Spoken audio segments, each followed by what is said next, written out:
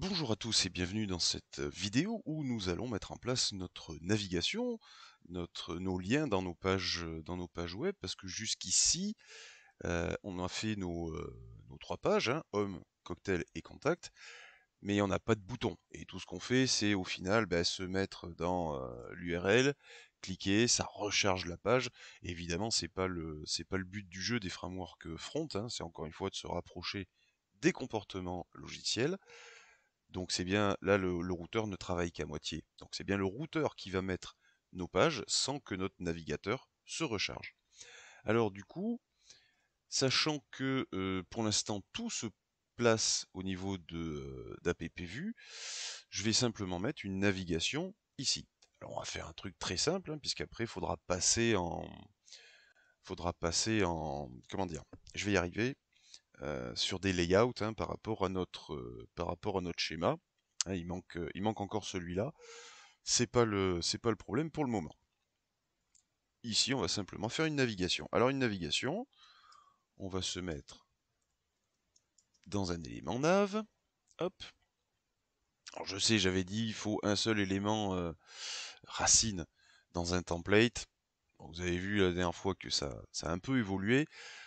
C'est pas le plus méchant. Vous pouvez très bien passer euh, avec ou sans. Moi, c'est vrai que par habitude, dans les pages, dans les composants, pas dans la PPView, mais dans les composants, je mets tout dans une div tel que le template me le propose.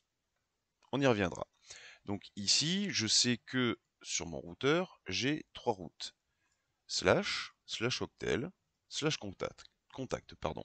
Donc je vais me faire simplement une petite navigation là-dessus. On va bien évidemment éviter de passer par les A. On va brancher notre routeur. On va faire un router link. Tout pour lui dire où on va aller. Donc là directement à slash. Ici on va faire accueil.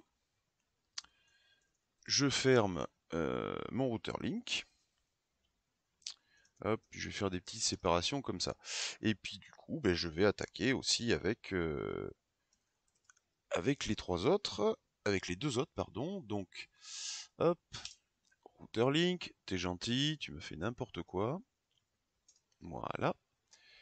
Ensuite, donc c'est sur Cocktail. Hop, Cocktail. J'ai mis un S dans mon routeur. Oui, Cocktail avec un S. Hop, ça c'est bon, donc ça c'est ma route Cocktail. Et enfin, un dernier router link. Hop, oh t'es casse-pied. Et ici, ça sera sur contact. Tout. Hop. Non, mais les slash. Voilà. Contact. Impeccable. Et ici, contact. Je vais me faire une petite séparation là. Et j'enregistre. Et maintenant, si je vais sur ma page, on voit bien que mon menu est arrivé ici. Et que je peux directement avoir mes pages. Alors, vous voyez aussi que mon navigateur ne se recharge plus. Le principe, en fait, du routeur de vue, si on regarde un petit peu, ici, vous voyez que le routeur se branche sur l'historique. Grosso modo, il se passe quoi avec notre routeur de vue? Quand je clique sur un lien, hop, il va mettre dans l'historique, il va mettre dans les historiques de passage, hein, c'est ni plus ni moins qu'un immense tableau, l'URL / octel. Donc forcément, le navigateur, il va essayer de faire en sorte que ça corresponde. Et du coup, il transite automatiquement. Donc voilà, on a directement notre navigation qui est branchée, on peut naviguer entre nos pages. Alors bien sûr, c'est toujours pas ce qu'on cherche à obtenir, mais déjà on a quelque chose de cohérent.